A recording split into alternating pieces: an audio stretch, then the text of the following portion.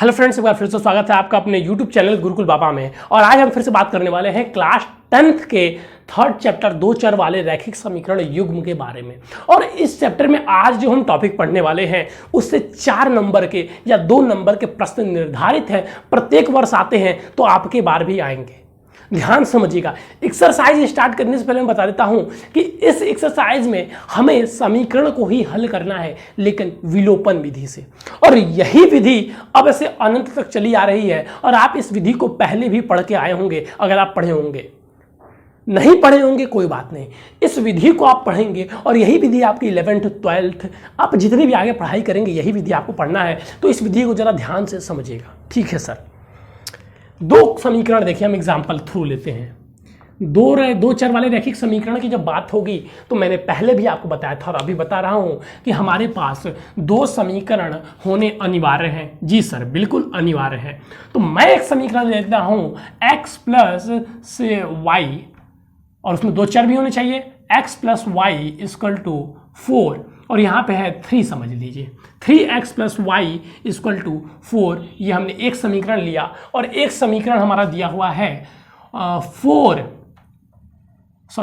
x plus y equal to 6। ये समीकरण हमको दिया हुआ है, ये समीकरण हमको दिया हुआ है और बोल रहा है कि इस समीकरण को हल कीजिए। और समीकरण के सर हल करने का मतलब होता है कि x y का मान ज्ञात कीजिए। तो इसको विलोपन विधि से कैसे हल करते हैं, ध्यान से विलोपन विधि को समझेंगे। विलोपन विधि, विलोपन विधि, विलोपन विधि में क्या करना होता है कि हम एक चॉइस कर लेते हैं कि कौन सा समीकरण हमें लेना है। इसको थोड़ा सा और गंदा कीजिए तो आप आसान हो जाएगा। अभी आसान है, अभी इसको थोड़ा सा हम हार्ड कर देते हैं यहाँ पे 2 लगा के, ठीक है। 2 नहीं, हार्ड नहीं करेंगे तो आपको चीज़ें नहीं समझ में आएंगी, वहाँ से आप डायरेक्ट काट देते, ठीक है। तो पहले हमें इसमें से कोई एक चीज़ चॉइस करनी होती है इस समीकरण को देखने के बाद कि हम या तो x को बराबर करें या y को बराबर करें। किसी एक पद को हमें बराबर करना होता है। जैसे देखिए यहाँ पे क्या है 3x और यहाँ पे क्या है x है, तो या हम यहाँ पे भी 3x कर दें या यहाँ पे y है और यहाँ पे 2y है, तो या तो हम यहाँ पे भी 2y कर दें। अब उसको करने के लिए हम यहाँ पे मल्टीप्लाई कर सकते हैं या डिवाइड कर सकते हैं, लेकिन जो भी करेंगे इस पूरे समीकरण में करेंगे तो मल्टीप्लाई ही अधिकतर चुना जाता है और वही वाले क्वेश्चंस अधिकतर आते हैं। तो चलिए मैं यहाँ पर 3 को बराबर x को बराबर कर लेता हूँ। तो x को बराबर करेंगे तो इसमें तो कुछ चीज़ का भी मल्टीप्लाई नहीं करेंगे, y इक्वल टू 4, ठीक है। समीकरण 1 को उसी प्रकार हम लिख दिया। और फिर समीकरण 2 में, इसको समीकरण 2 नाम दे दीजिए। समीकरण 2 में 3 का गुणा करने पर जैसे हम 3 का गुणा करते हैं तो क्या हो जाएगा 3x plus 6y equal to 18। ये हो गया हमारा समीकरण 2 और इसको हम समीकरण 3 नाम दे देते हैं। अब जैसे ही आपके कोई भी एक पद या तो x वाला या तो y वाला बराबर हो जाए, क्या हो जाए, x वाला या y वाला कोई भी एक पद जब बराबर हो जाए तो इस स्थिति में हम इन दोनों को जोड़ते या घटाते हैं जिससे कि ये दोनों कट जाए। तो समीकरण 1 और समीकरण 2 को घटाने पर, तो समी 1 से 3 घटाने पर, 3 है ना, 3 घटाने पर, तो चलिए तो क्या हो जाएगा 3x plus y equal to 4 और फिर sir 3x plus 6y equal to 18। अब क्योंकि घटाना है तो सर माइनस माइनस माइनस ये चीज़ें कट जाएंगी और यहाँ पे सर चीज़ें आ जाएंगी 5y। क्या चीज़ें आ जाएंगी 5y और यहाँ पे माइनस का साइन रहेगा और सर यहाँ पे आ जाएगा, माइनस करेंगे तो 14 और सर फिर क्या हो जाएगा sir y equal to minus 14 upon में -5, तो 5 माइनस से माइनस कट जाएगा सर 14 अपॉन में 5। जैसे ही यहाँ पे हमें y की वैल्यू मिल गई, क्योंकि हम ये क्वेश्चंस बनाए हैं तो यहाँ पे आप देख रहे हैं बटे में आंसर आ जा रहा है। y की वैल्यू बटे में भी आ सकती है, लेकिन बटे में आने से थोड़ा सा डिफिकल्ट हो जाता है, लेकिन आपके में बहुत कम में ही बटे में आएगी, अपॉन में आएगी। अब हमें x की वैल्यू याद करनी है तो फिर हम इस y की वैल्यू को किसी एक समीकरण में रख देंगे। तो चलिए हम समीकरण 1 में रख देते हैं। समी 1 में y का मान रखने पर तो यहाँ पे क्या है 3x प्लस क्या है यहाँ पे 14/5 और इक्वल टू क्या है 4। अब हमको इसे सॉल्व करने के लिए पहले एलसीएम लेना पड़ेगा। जी सर ले लीजिए। तो एलसीएम हो जाएगा 5, यहाँ पे हो जाएगा 15x प्लस 14 और इक्वल टू 4। अब इसको उधर भेज दीजिए तो ये चला जाएगा मल्टीप्लाई में, तो 15x प्लस 14 इक्वल टू 20। तो यहाँ से 15x और ये हम 14 को उधर भेज देते हैं, तो 20 माइनस 14 इक्वल टू 6। तो ये चीज़ें क्या हो जाएंगी sir, x equal to 6 upon में 15, 3 से कट कर दीजिए 2 अपॉन में 5, तो x इक्वल टू आ गया 2 अपॉन में 5। और क्या यही हमारा सॉल्यूशन और यही हमारा आंसर नहीं है? बिल्कुल यही हमारे समीकरण का सॉल्यूशन और यही हमारा आंसर है। अगर अब आपको अब सर जोड़ते कब है घटाते कब है, अगर इसके बीच में माइनस लगा हुआ है, कोई एक समीकरण के बीच में माइनस लगा हुआ है तो जोड़ते हैं, और किसी दोनों समीकरण के बीच में प्लस लगा हुआ है तो घटाते हैं। सिंपल सी बात समझ में आ गई होगी आपको, ठीक है। अगर अब आपको ये समझ में आ गया होगा तो इस एक्सरसाइज के जितने भी क्वेश्चंस हैं उसको ऐसे आप आंख बंद करेंगे, पढ़ेंगे, आंख बंद करके ऐसे सॉल्व कर देंगे। तो चलिए चलते हैं एक्सरसाइज की ओर बिना टाइम वेस्ट किए। चलिए तो मैं इसको पहले इरेज कर देता हूं, तब एक्सरसाइज की ओर चलेंगे। भाई देखिए पढ़ाई आपकी अच्छी हो रही है, बहुत बच्चे हैं जो पढ़ रहे हैं और कुछ बच्चे हैं जो पढ़ तो रहे हैं लेकिन उनका लक्ष्य बड़ा नहीं है। तो बिना बड़े लक्ष्य लिए आप अगर चलेंगे बच्चा तो आप फिर कुछ अच्छा नहीं कर पाएंगे। बस ऐसे ही पढ़ते जाएंगे तो नहीं, एक लक्ष्य लेना। जैसे नीतीश कुमार जो बच्चा है जिसने अभी पिछले टेस्ट में टॉप किया, तो मैंने उससे बोला कि बच्चा तुम ऐसे ही मेहनत करोगे तो यूपी टॉप कर सकते हो। तो सर बोला यूपी टॉप मतलब उसके लिए बहुत बड़ी बात है। तो अगर आप ये लक्ष्य नहीं लेके चलेंगे तो कैसे, आपको लग रहा है बहुत बड़ी बात है तो आप तो उसको कभी कवर ही नहीं कर पाएंगे। वो कहते हैं ना बच्चा कि अगर छत से गिरे तो पेड़ पे लटके, आसमान से गिरे तो पेड़ पे लटके। तो कम से कम अगर आप आसमान की तैयारी कर रहे हैं, यूपी टॉप की तैयारी कर रहे हैं, तो अगर गिरेंगे भी, भगवान ना करे कि आप गिरे, आप यूपी टॉप करें, लेकिन गिरेंगे भी तो जिले की टॉप आकर बन जाएंगे। यानी कि आसमान से गिरेंगे तो पेड़ पे लटकेंगे। इसका अर्थ यही होता है कि अगर बड़ा करते हैं तो कहीं ना कहीं अच्छा हम पा ही लेते हैं। चलिए अब क्वेश्चन नंबर 1 की हम बात करते हैं। तो दिया हुआ है विलोपन विधि से हल कीजिए। पहला क्वेश्चन विलोपन विधि से हल कीजिए। तो चलिए मैं करके दिखाता हूं आपको, तो इसका थर्ड वाला करके दिखाता हूं। विलोपन विधि से हल कीजिए। क्वेश्चन नंबर 1 विलोपन विधि से हल करें।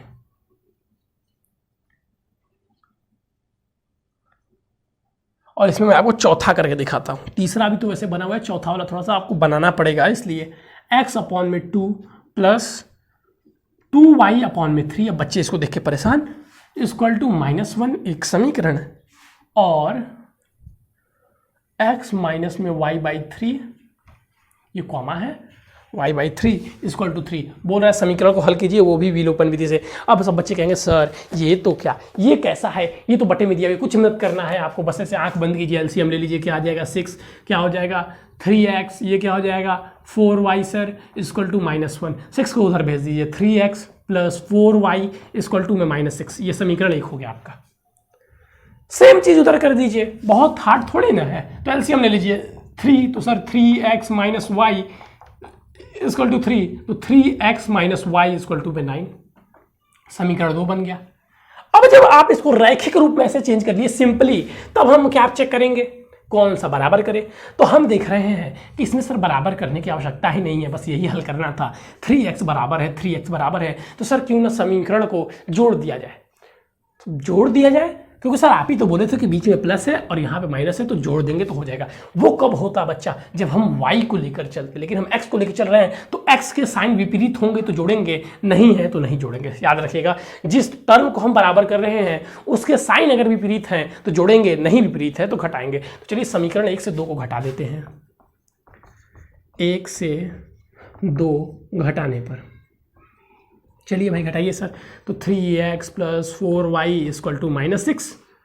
और यहाँ पर क्या है सर, यहाँ पर है 3x minus y equal to में 9, और ये माइनस प्लस माइनस कट गया, बिल्कुल सर कट गया। ये क्या हो जाएगा सर, ये 5y, क्योंकि यहाँ माइनस था तो ये प्लस हो जाएगा, और ये क्या हो जाएगा सर, ये माइनस होगा, तो यहाँ पे सर 3, तो y इक्वल टू 3/5। अब y इक्वल टू अगर आपको 3/5 मिल गया तो हमें x की वैल्यू निकालनी है, तो हम x की वैल्यू निकालने के लिए इसी समीकरण में रख देते हैं। किसी भी समीकरण में रखेंगे चीज़ें सेम आएंगी।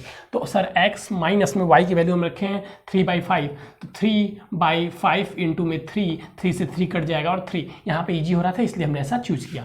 तो फिर x इक्वल टू हो जाएगा 3 माइनस में 1/5, तो सर x इक्वल टू आ जाएगा। अगर इसको हम सॉल्व करें तो सर 15 माइनस 1/5, तो x इक्वल टू 14/5। ये आपकी x और y की वैल्यू आ गई। इसी को हमें हल करना था। यही था आपका एक्सरसाइज 3.4 का क्वेश्चन नंबर 1 का सबसे हार्ड क्वेश्चन। बहुत हार्ड था ना बच्चा, बहुत हार्ड था, इसमें तो बहुत मेहनत करना पड़ा।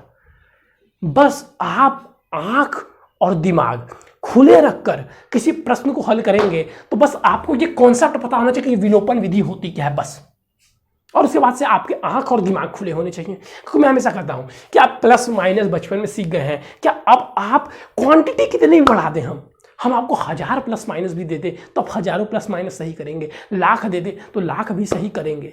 वही चीज है, अगर आप विलोपन विधि को पहले समझ जाइए, समझ गए तो फिर प्लस को प्रश्न हल करना आपके बाएं हाथ की खेल है। चलिए इसको इरेज करते हैं और फिर बढ़ते हैं क्वेश्चन नंबर 2 की ओर। और क्वेश्चन नंबर 2 में बच्चों 5 पार्ट दिए हुए हैं और इसी के साथ आपका ये भी एक्सरसाइज खत्म हो जाएगा। तो 5 वर्ष पूर्व नूरा की आयु 3 गुनी थी। ये वाला प्रश्न मैं करवाऊंगा नहीं कि नूरी वाला, ये आयु वाला तो बहुत करवा चुका, बहुत प्रश्न हो चुके आयु वाले जितने प्रश्न हुए हैं तो इसमें से मैं आपको करवाता हूँ पहला वाला। यदि हम अंश में 1 जोड़ दें, हाँ ऐसा एक प्रश्न मैंने नहीं करवाया है, तो चलिए हम पहला वाला सेकंड का पहला वाला क्वेश्चन करेंगे, क्योंकि ऐसे अभी तक हमने एक भी क्वेश्चन नहीं किए हैं अंश हर वाले। आयु वाले मैंने बताया कि अगर पूर्व और आगे की बात करें आयु की, तो हम क्या करते हैं, वर्तमान की आयु को लेट करते हैं, यही करते हैं। चलिए क्वेश्चन नंबर 2 की बात कर रहे हैं हम। क्वेश्चन नंबर 2 में पहला पार्ट, उसका 5 पार्ट टोटल है, तो पहला वाला बता रहा हूं। यदि हम अंश में अब अंश हर आपको पता होना चाहिए। सबसे पहले क्या होता है, अंश में 1 जोड़ दे, अंश में 1 जोड़ दे तथा हर में से 1 घटा दे, हर में से 1 घटा दे। हर में से क्या करें, हर में से 1 घटा दे तो भिन्न 1 में बदल जाता है। तो भिन्न किसे बदल जाता है, 1 में बदल जाता है।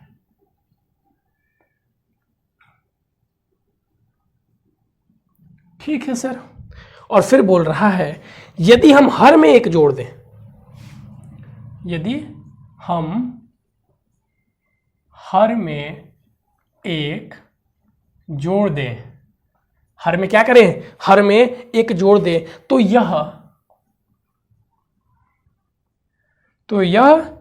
1/2 हो जाता है। तो भिन्न ज्ञात कीजिए, वह भिन्न है, मतलब भिन्न ज्ञात करना है, वह भिन्न है। चलिए खत्म हो गया क्वेश्चन आपका।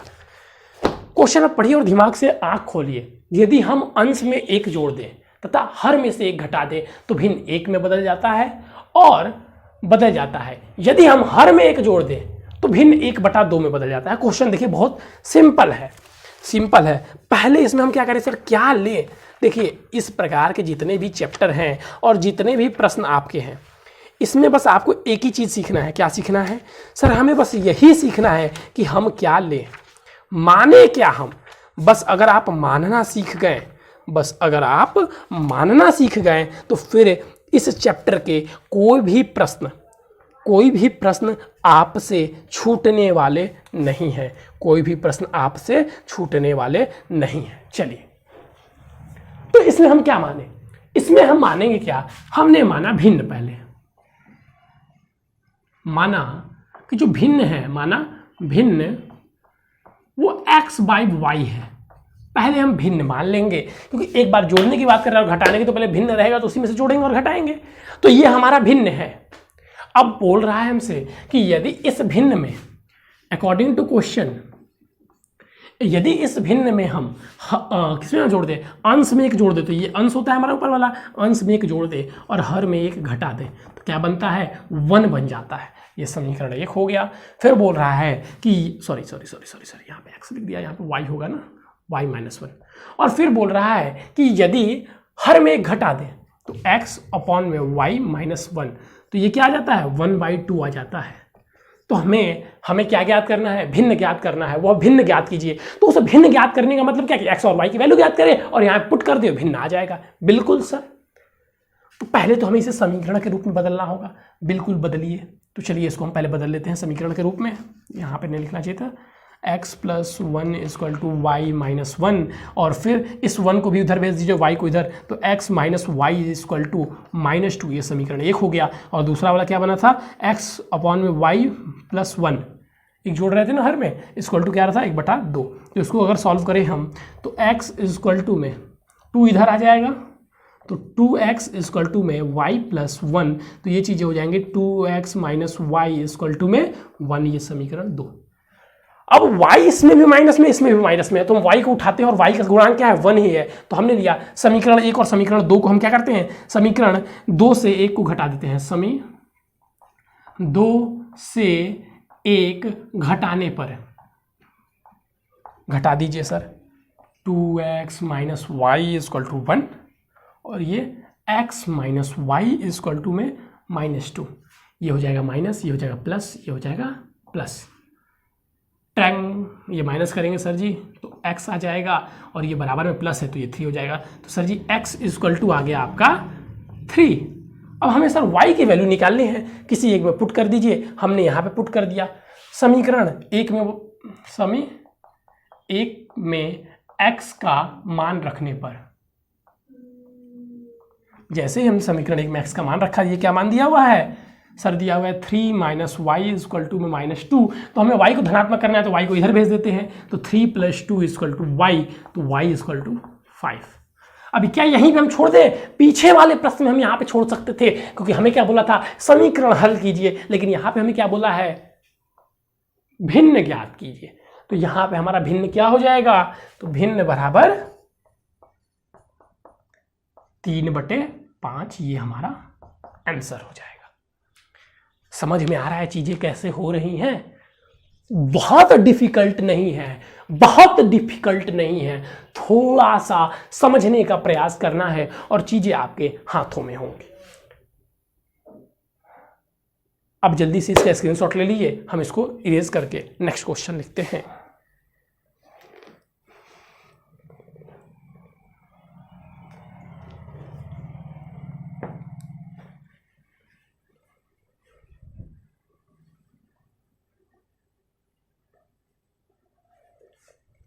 चलिए इसको हम इरेज करते हैं और अब हम क्वेश्चन लिखेंगे। बहुत ही अच्छा क्वेश्चन है, थर्ड वाला, और सब क्वेश्चन आपके होमवर्क रहेंगे। थर्ड वाला क्वेश्चन आप लोग नहीं समझ आएंगे, इसीलिए थर्ड वाले क्वेश्चन करवाए जा रहे हैं। सेकंड का ही थर्ड है, क्योंकि सेकंड में पार्ट दिए हुए थे ना।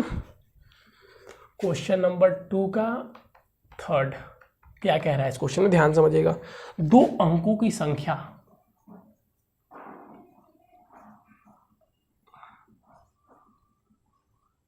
कैसी है, 2 अंकों वाली है। 2 अंकों की संख्या के अंकों का योग,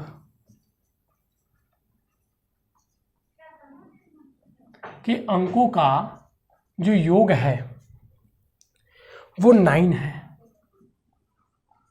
वो 9 है। इस संख्या का 9 गुना,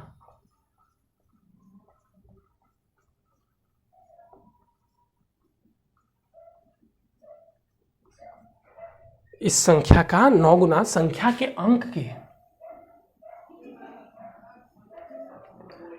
संख्या के अंक के, संख्या के अंकों को, सॉरी, संख्या के अंकों को पलटने से, संख्या के अंकों को पलटने से बनी संख्या का दोगुना है।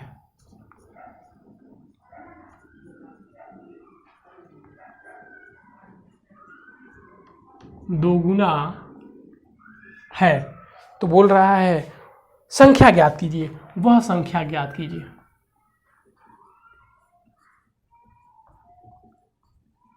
बोल क्या रहा है, इसका मतलब क्या हुआ, पहले इसको समझिए। इसका मतलब ये हुआ कि हमें एक ऐसी संख्या लेनी है जिसमें क्या हो, वंस भी हो और टेंस भी हो, जिसमें क्या हो, वंस भी हो और टेंस भी हो। अगर ऐसी संख्या आप ले लेते हैं, अगर ऐसी संख्या आप ले लेते हैं, तो वो जो संख्या है ना, वो जो संख्या है, उस संख्या का दोगुना पलट देने पर वो दोगुने के बराबर हो जा रहा है। इसको आपको पहले समझना होगा। कैसे समझे और कैसे, पहले 2 अंकों वाली हम संख्या लेते हैं। 2 अंकों वाली संख्या, तो 2 अंकों वाली संख्या कैसे होती है सर? कुछ बच्चे कहेंगे 2 अंकों वाली संख्या, सर x और y ले लीजिए, पकड़ के मारेंगे। मान लो x की वैल्यू अगर तुम 2 ले लिए और y की वैल्यू 3 आ गई, तो ये तो मल्टीप्लाई हो गया, ये कोई संख्या थोड़ी ना हुई। अच्छा सर, तब कैसे ले? तो देखिए कैसे लेंगे। माना 2 अंकों वाली संख्या का इकाई संख्या क्या है, उसमें x है, इकाई अंक संख्या नहीं, सॉरी, इकाई अंक x तथा दहाई अंक क्या हो जाएगा सर? दहाई y है, दहाई y है, तो संख्या क्या हो जाएगी? तो संख्या बराबर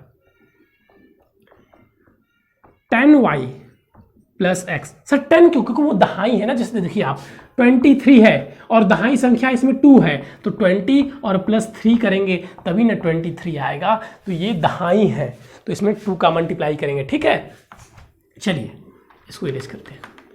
अब प्रश्न पढ़िए। संख्या मान ली, मानना ही महत्वपूर्ण है, मैं शुरू से बोलता हूँ। 2 अंकों वाली संख्या के अंकों का योग 9 है, अंकों का योग मतलब बस x और y का योग 9 है कह रहा है। तो चलिए x according to question x plus y जो है वो क्या है, 9 के बराबर है। ठीक है, इस संख्या का 9 गुना, संख्या के अंकों को पलटने से बनी संख्या का 2 गुना है, इस संख्या का 9 गुना, यानी कि 10y प्लस x का 9 गुना संख्या को पलटने से बनी। अब जैसे मान लीजिए x y संख्या है, सॉरी y x संख्या है जिसमें y दहाई है, इनको पलटते हैं तो x y, तो अब यहाँ पे x दहाई हो गया और y इकाई हो गया। इसी चीज को बस समझना था। तो ये 2 गुना है किसके? संख्यों को पलटने से बनी संख्या का। तो संख्यों को पलटने से कौन सी संख्या बनेगी? 10x plus y। यहाँ पे आप लिख भी सकते हैं कि अंकों को पलटने से बनी संख्या क्या हो जाएगी? 10x plus y। तो ये तो आपको एक समीकरण के रूप में दिखाई दे रहा है, लेकिन आपको ये कोई समीकरण के रूप में दिखाई नहीं दे रहा है। तो पहले हम इसको समीकरण बना लेते हैं, फिर आगे हल करेंगे। तो इसको समीकरण बनाएंगे तो 9 का मल्टीप्लाई कीजिए तो 90y plus 9x equal to 20x plus 2y। X y को एक साथ कीजिए। अब इधर लाएंगे तो ये हो जाएगा, इधर लाइए तो इधर लाएंगे तो क्या हो जाएगा? 88y और माइनस में 11x इक्वल टू में 0। समीकरण 2 बन गया। तो हमने समीकरण 1 और समीकरण 2 बना लिया। अब हमें हल करना है, तो हल करने के लिए हम क्या करते हैं? समीकरण 1 में 11 का गुणा करते हैं। तो समीकरण 1 में आप देखिए डायरेक्ट ऐसे भी कर सकते हैं। कैसे? जैसे देखिए मैं यहाँ पे कर रहा हूँ, समीकरण 1 में 11 का गुणा कर समीकरण 2 में जोड़ने पर, आप गुणा वाली स्टेप को ऐसे भी डायरेक्ट भी कर सकते हैं, जैसे यहाँ पे लिख के। तो यहाँ पे क्या हो जाएगा? यहाँ पे हो जाएगा सर 11, यहाँ पे लिख रहा हूँ 11x plus 11y equal to 99। और यहाँ पे चीज़ें क्या है सर? 88, अरे सॉरी, हाँ ठीक है, तब भी तो चीज़ें बन जाएंगी। तो यहाँ पे चीज़ें क्या है? 88y और माइनस में 11x इक्वल टू 0। इसको सॉल्व कीजिए। सर ये कट गया, प्लस माइनस 0 हो जाएगा। इसको प्लस करेंगे तो sir 99y equal to, sir जोड़ेंगे तो 99, तो सर y इक्वल टू आ जाएगा 1। अब y का मान किसी एक समीकरण में रख दीजिए, तो y का मान समीकरण 1 में रख देते हैं हम।